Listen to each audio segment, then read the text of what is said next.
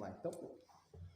1, 2, 3, gravando! Olá, tudo bem? Para você que está se preparando para a segunda etapa do processo de habilitação, tem uma matéria no curso, lembrando que a carga horária do curso de reciclagem, 45 horas aulas. E tem uma matéria meio ambiente. Se cair na tua prova, o pessoal que está na sala de aula, antes de gravar esse vídeo, eu fiz alguns ditados de alguns exercícios possíveis de cair na prova dos senhores, em todos os Ciretrans e Detrans do Brasil. Atenção, pessoal, alguém pode ler o exercício número 1, por favor? Porque está escrito número 1. Quais são os maiores poluidores do ar das grandes cidades? Quais são os maiores poluidores do ar das grandes cidades? O pessoal que está em casa, para você que está vendo a televisão lá em cima, né? O pessoal que está online, tem também aqui os candidatos presentes. Quais são os maiores poluidores do ar das grandes cidades? Resposta no dia da tua prova: automóveis e as indústrias. É isso, pessoal? Os automóveis e as indústrias. Próxima questão, exercício número 2. Qual é o maior poluidor do ar? Qual é o maior poluidor? Percebam que a questão, esse é o exercício número 2 que eu ditei aqui na sala de aula, percebam que a questão ela está no singular. No singular. Então, qual é o maior poluidor do ar das cidades? Resposta no dia da tua prova: automóveis. Professor, automóveis? Sim, automóveis. Se você colocou indústria, se você colocar um carro do lado de uma indústria, qual é a maior? A indústria é maior. Mas só que nessa situação sobre meio ambiente, o maior poluidor do ar são os automóveis. Por quê? Nem toda cidade, nem todo município tem fábricas, indústrias, mas tem veículos. Então, automóveis ganha pelo quantitativo. Qual é o maior poluidor do ar? Automóveis. Agora, a primeira questão está no plural. Quais são os maiores poluidores do ar, né? No plural, então, quais são aí os dois? Indústrias e automóveis. E o exercício número 2, qual é o maior poluidor do ar? Automóveis. Número 3. Quais são as fontes móveis de poluição do ar? O que fica se movimentando poluindo o ar? Resposta: automóveis. Qual foi a pergunta número 3? Quais são as fontes móveis de poluição do ar? Quais são? O que se movimenta poluindo o ar? Automóveis, veículos. Próxima questão, número 4. Quais são as fontes estacionárias de poluição do ar? Quais são as fontes estacionárias de poluição do ar? O que fica estacionado poluindo, pessoal? Fábricas, indústrias, fontes estacionárias de poluição. Próxima questão. Qual dos combustíveis citados abaixo tem o maior poluidor do meio ambiente? Dos combustíveis citados abaixo, qual é o maior poluidor do meio ambiente? O que mais polui? Aí eu fiz um ditado aqui na sala de aula, para você que está vendo esse vídeo agora, como se fosse um exercício com as respostas A, B, C ou D.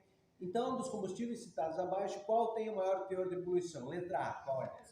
Gasolina. Letra B, álcool. Letra C, diesel. Letra D, GNV, gás natural. Entre os 4 combustíveis, qual tem o maior teor de poluição, pessoal?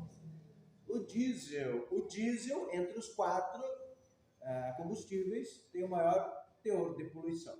Lembrando que todo combustível, todo não, o álcool, a gasolina e o diesel são derivados de petróleo. Próxima questão.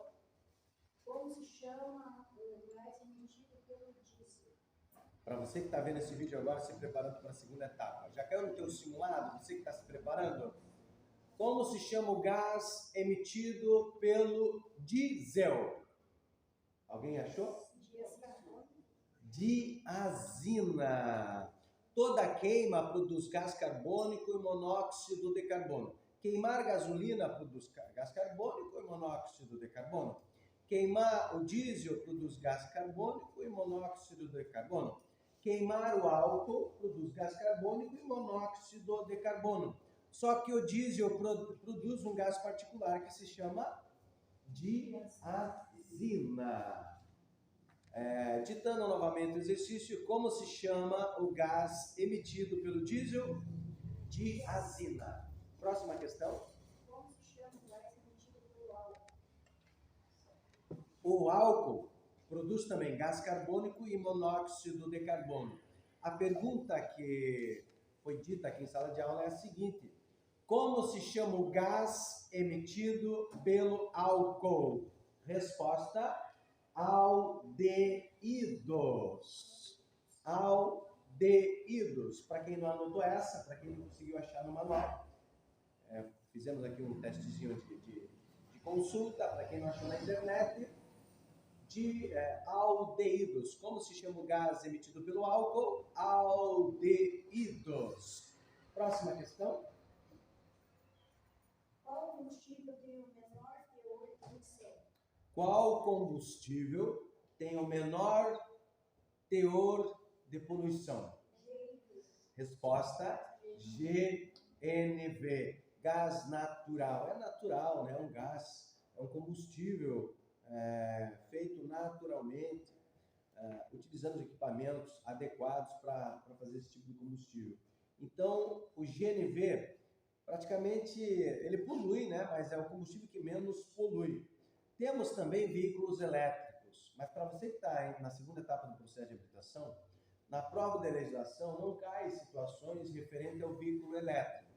Apesar de ser uma tendência a crescer, né? Hoje nós temos caminhões elétricos, temos bicicleta elétrica, temos veículos elétricos, moto elétrica, temos equipamentos elétricos. A tendência, né, de crescer, ela vem aumentando ano a ano.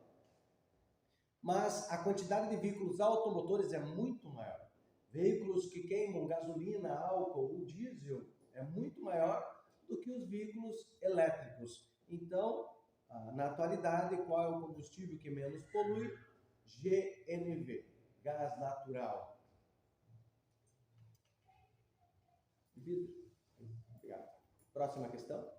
Coloque na ordem decrescente do maior para o menor quais são os combustíveis com maior teor de poluição.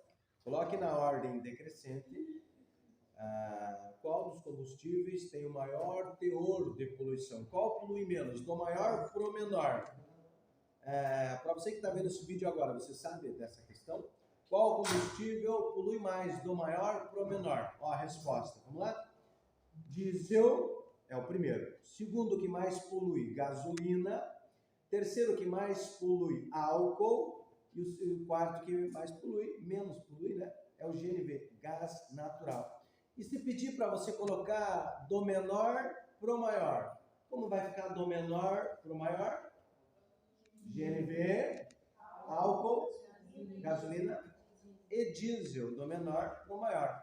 Então pode ser que seja solicitado na tua prova da forma decrescente e da forma crescente, do maior para o menor e do menor para o maior. Né? Se você quiser mais informações, pause o vídeo, volta um pouquinho e veja novamente qual combustível polui mais, do menor para o maior e do maior para o menor. Próxima questão. Como se chama a reciclagem do óleo lubrificante? Como se chama a reciclagem do óleo lubrificante? Você sabia que pode ser reciclado o óleo? Isso. Lembrando que o óleo ele não pode retirar, o óleo do motor não pode ser retirado em qualquer lugar. Principalmente se cair no chão, né? O que vai acontecer? Vai poluir o solo, o subsolo, os lençóis freáticos. É importante levar num posto de combustível. Como se chama a reciclagem do óleo lubrificante? Refino. Eita, o refino. Agradecendo aqui a dona Fanny, que está ajudando a gente lendo o ditado ali, porque o professor não lembra, o professor ditou, não anotou. De cabeça ele formulei as questões. Obrigado, Fanny. Eita. Próxima questão. O que fazer no final da vida útil dos pneus? O que fazer no final da vida útil dos pneus? Já caiu prova de legislação. Nas respostas, olha só. O que deve ser feito? O pneu, em média, para durar 2 anos, 24 meses. Isso se você utilizar o veículo da maneira adequada, sem acelerar, sem dar zerinho, né? Não abusar do veículo, dirigir de maneira correta, defensivamente. No final de 2 anos, o que vai fazer com o pneu? Já caiu na prova do aluno? Letra A, devolver ao fabricante. Letra D, levar a um posto de reciclagem mais próximo. O que deve ser feito nessas duas situações? O que você acha? Você devolve ao fabricante ou leva no posto de reciclagem mais próximo? O que você escolheu? Levar ao posto de reciclagem mais próximo, lógico. Mas teve candidato que já respondeu que levaria, no final da vida útil, os pneus para quem? Para o fabricante. Nossa, imagina se o fabricante é da China, dos Estados Unidos, da França.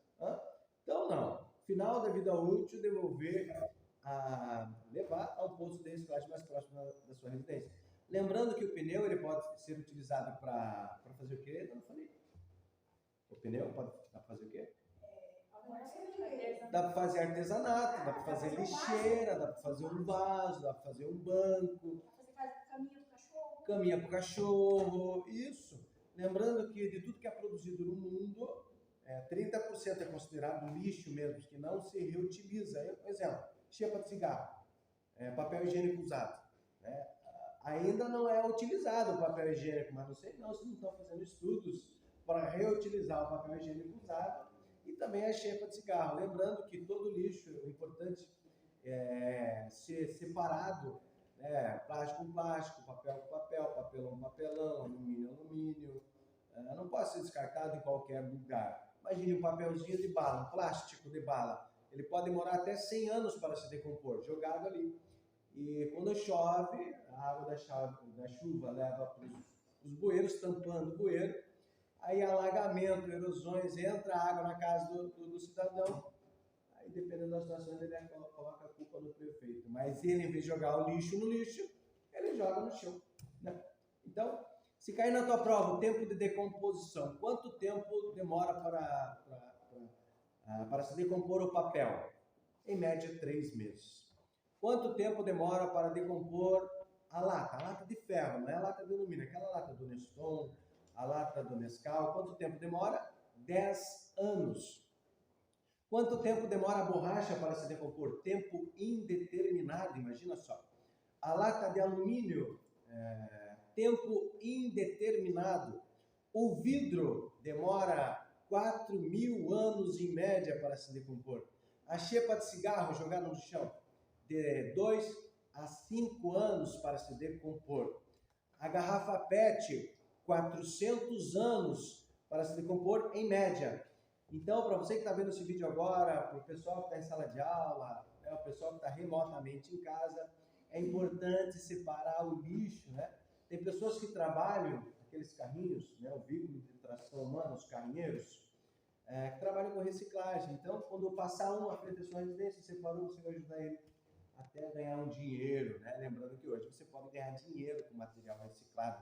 Eu conheço pessoas que reciclam o material, que têm empresas que reciclam os produtos e tem filho em colégio particular, tem comida boa, tem roupa do ano, tem veículo, conta, tudo paga, né? Reciclagem. Hoje os produtos, no final da vida útil, 70% dos produtos são reutilizados. Dá para fazer de novo alguma coisa e ganhar dinheiro com isso, né? Reciclagem. Próxima questão.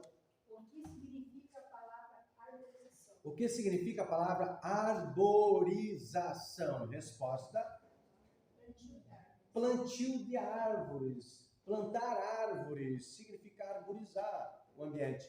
Lógico que a arborização ela precisa ser bem planejada, né, pessoal?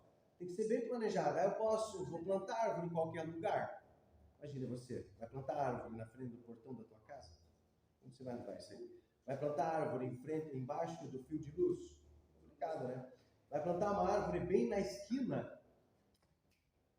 O pessoal está pedindo para ligar o ar aqui. Eita! Olha o barulho, vai o barulho do ar. Isso. Continuando aqui, agora o professor vai ter que falar um pouquinho mais alto, mas fica atento aí. Vamos lá. Próxima questão. O que significa a palavra paisagismo? O que significa a palavra paisagismo?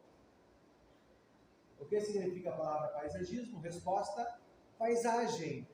Então, a arborização ajuda ao paisagismo ou não? Aquele ambiente vai ficar mais bonito, né? Quando bem arborizado, paisagismo, a paisagem vai ficar maravilhosa. Tem cidades, né, que ela é urbanizada, com paisagismo excelente. A capital do estado do Paraná, Curitiba, é uma cidade bem arborizada. Com certeza, tem ruas ali que fica linda a paisagem, por causa principalmente na primavera, fica bem florido.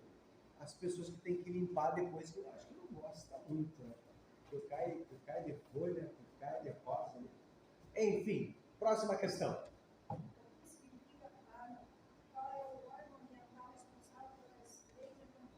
Qual é o órgão responsável pelas leis ambientais?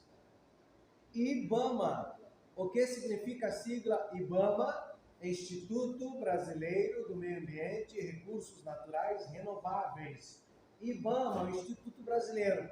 Então, caçar, matar, perseguir, destruição de nascente, queimadas, são crimes ambientais. Lembrando que quando os criminosos ambientais, lá no meio do mato, apreendendo animais, destruindo árvores, desmatamento, sem autorização prévia dos órgãos competentes IBAMA, tudo que é utilizado na infração, como tratores, caminhões, motosserra, enxada, a pá, facão, tudo é apreendido. E quando apreendido, a Polícia Ambiental não traz para a cidade esses materiais. Por quê? É difícil trazer, é muito caro trazer. As pessoas que cometem crime contra o meio ambiente, por exemplo, um desmatamento, eles abrem um caminho na mata dentro, na floresta, quilômetros e quilômetros para dentro da mata, e eles não fazem a manutenção com esse trecho aberto por eles. Eles não fazem com esse caminho. Então vai crescer o mato ali, vai crescer a árvore de novo ali. Então, até descobrirem, a mata já tomou conta desse local. Aí eles abrem por outro caminho de difícil acesso, então eles não trazem. A Polícia Ambiental faz o quê? Queima, coloca fogo nos tratores, caminhões, motosserra, tudo que é encontrado na infração. Lógico que quando eles colocam fogo nesses materiais, é um incêndio controlado. É controlado. Eles não colocam fogo e vão embora. Eles vão controlar e esperar até pegar fogo em tudo. E quando é encontrado, as pessoas, os criminosos, eles são presos com certeza. Lembrando que tem animal que não serve para viver em gaiola. Você gosta de manter passarinho preso? Lembra na pandemia, quando você não podia ir no supermercado, você não podia ir no açougue, você não podia ir na panificadora, você não podia ir trabalhar, você se sentiu preso. Mas você tinha geladeira, você tinha o controle remoto, você tinha o teu banheiro, você tinha a tua casa, a tua família, o teu sofá, e se sentiu preso. Imagine o passarinho, para você que prende em gaiola. Lembrando que para ter o passarinho, você tem que ter autorização do IBAMA, né? Tem que ter a anilha na pata do passarinho, que é tipo um anel, né? Tem que ter ali. Então, a autorização tem que pedir para o IBAMA, Instituto Brasileiro do Meio Ambiente e Recursos Naturais Renováveis. O que significa destruição de nascentes? Tem locais que é onde brota água, sabia? É onde brota água, nascentes é isso. Imagina uma pessoa destruir, água é vida. Água é vida. Segundo estudos, a Organização Mundial da Saúde, o corpo humano não consegue ficar 3 dias sem água. 70% do nosso corpo é água. É muito tempo sem água, né? Então, destruir o local onde brota água é um crime ambiental e deveria ser inafiançável. Não é verdade? Eita! O abate do animal, matar um animal é crime? Depende. Se a pessoa mora numa região retirada da cidade, tem a família lá que está passando por necessidade, exemplo, pandemia, quando tem uma chuva forte, algumas barreiras caem, dificultando a passagem das pessoas para ir na cidade comprar um alimento. Comprovando que ele matou o animal para alimentar a prole, para alimentar a família, é permitido o abate do animal, não é crime esse tipo de situação. E quando uma pessoa que mora na região rural e trabalha com plantações, de repente, se tiver um animal nocivo, agressivo, que danifique a plantação, ele pode também abater o animal, claro, com autorização do IBAMA, do Instituto Brasileiro do Meio Ambiente e de Recursos Naturais Renovável. Próxima questão. Qual é o órgão ambiental responsável pela qualidade do ar? Resposta: CONAMA. Conselho. Como que. Já caiu na prova de legislação? O que significa a sigla CONAMA? Resposta: Conselho Nacional do Meio Ambiente. Então, o Conselho Nacional do Meio Ambiente, CONAMA, exige que as indústrias automobilísticas e as fábricas investam cada vez mais em veículos menos poluentes. Hoje nós temos veículos com catalisador. Qual é a função do catalisador? Lembrando que o catalisador, desde 2014, tornou-se obrigatório. Todo veículo fabricado em 2014 é obrigatório sair de fábrica com o catalisador. O catalisador é uma peça colocada no cano de escapamento dos automóveis. A primeira peça é o tubo coletor.